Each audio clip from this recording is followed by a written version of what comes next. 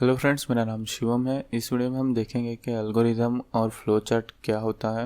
Algorithm step by step solution है किसी भी प्रॉब्लम का।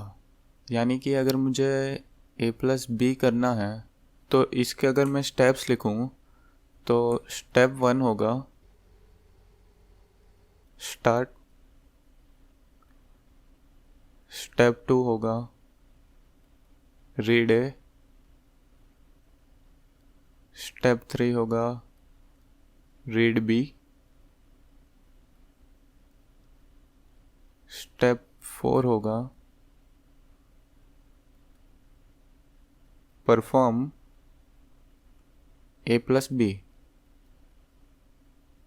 एंड फाइनली स्टेप 5 होगा एंड। ओके, तो ये हमारा स्टेप बाय स्टेप सॉल्यूशन है a+b परफॉर्म करने के लिए। तो अब हम फ्लो चार्ट देखेंगे। फ्लो चार्ट एल्गोरिथम का ग्राफिकल रिप्रेजेंटेशन होता है। अगर मैं यहाँ पे लिखूँ फ्लो चार्ट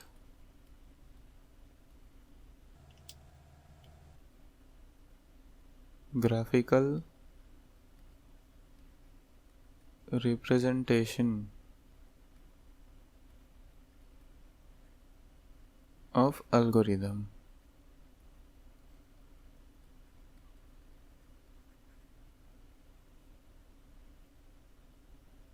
तो ये जो फ्लो चार्ट है उसको बनाने के लिए हम कुछ सिंबल्स का यूज़ करते हैं।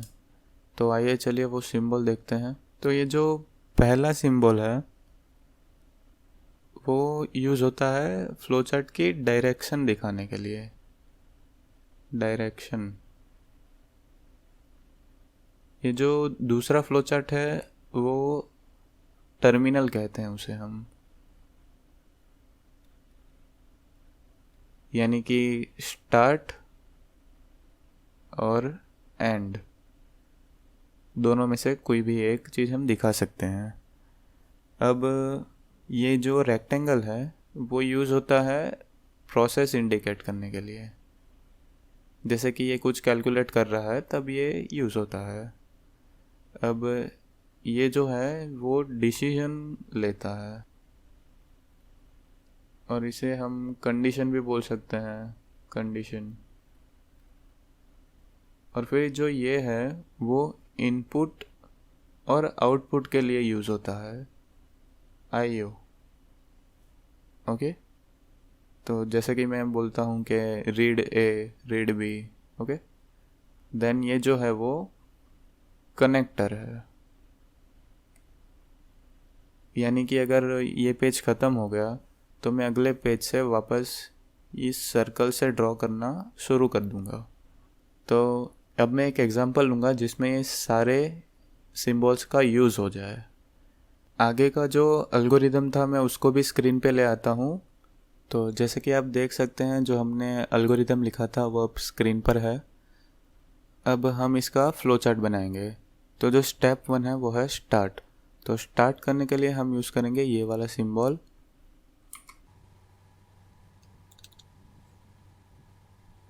इसके अंदर मैं लिख दूंगा स्टार्ट।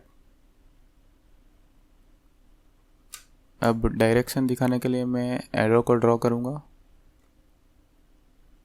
ओके, अब हमें ए को रीड करना है। तो ए को रीड करने के लिए हमें इनपुट और आउटपुट वाला सिंबल यूज़ करना पड़ेगा। तो हम इसे यूज़ करते हैं।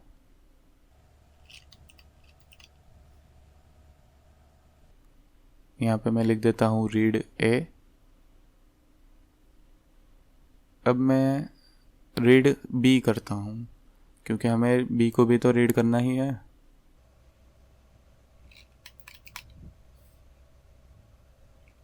डायरेक्शन दिखा देता हूँ मैं। यहाँ पे मैं लिख देता हूँ रीड बी।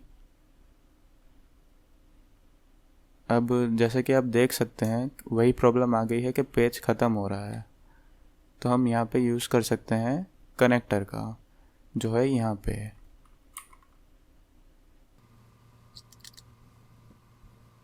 तो इस कनेक्टर को यूज़ करने के लिए आपको इसके अंदर कुछ लिखना पड़ेगा जिसे आप वापस रिपीट करेंगे। जैसे कि मैं यहाँ पे लिख देता हूँ के। ओके,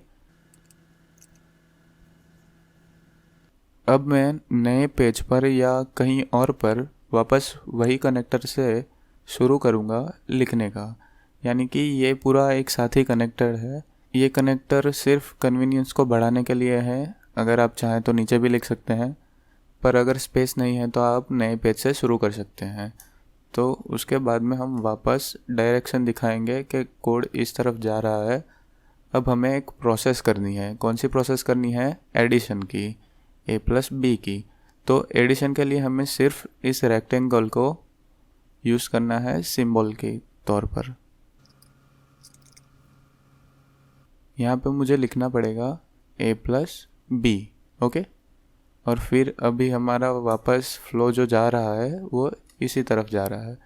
तो जैसा कि आप समझ ही गए होंगे कि फ़्लो चार्ट को फ़्लो चार्ट क्यों कहा जाता है, क्योंकि वो प्रोग्राम का फ़्लो दिखाता है कि प्रोग्राम कहाँ जा रहा है, ओके।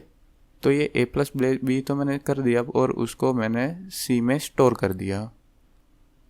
आई होप के दिख रहा होगा, ओके। अब मुझे जो आउटपुट देना है वो मैं इस सिंबल का यूज़ करके दूंगा।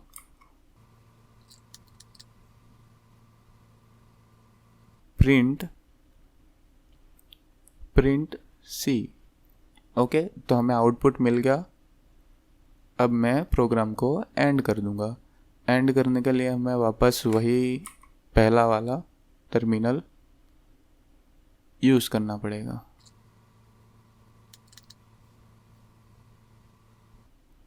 और वापस प्रोग्राम का फ्लो दिखा देते हैं। यहाँ पे मैं लिख देता हूँ